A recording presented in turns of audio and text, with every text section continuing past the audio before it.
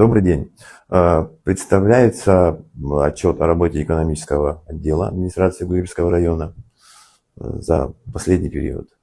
Поэтому в прошедшие месяцы была, создана комиссия, которая проводила проверку по объектам на предмет наличия у предпринимателей соответствующих документов на право торговли. И в результате этой проверки выявлено большое количество предпринимателей, у которых нет соответствующих документов. Отделом осуществляется выдача лицензий на право розничной торговли алкогольными напитками и табачными изделиями, а также патентами на право торговли.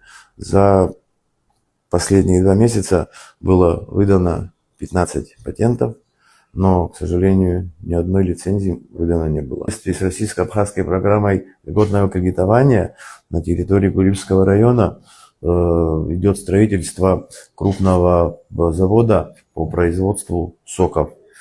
Стоимость сметная составляет порядка 800 миллионов рублей. 700 миллионов рублей из этих российские средства кредитные, 100 миллионов собственные средства,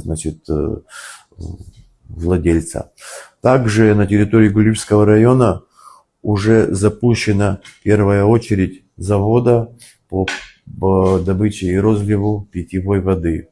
Планируется еще 4 очереди, но завод уже в настоящее время работает. Продукция поступает как на внутренний рынок, так и на экспорт за пределы Республики Абхазия. В поселке Гулрипш также осуществляется строительство крупного торгово-развлекательного центра. Инвестиции, это внутренние инвестиции, они составляют порядка, на сегодняшний день составляют уже порядка 84 миллионов рублей.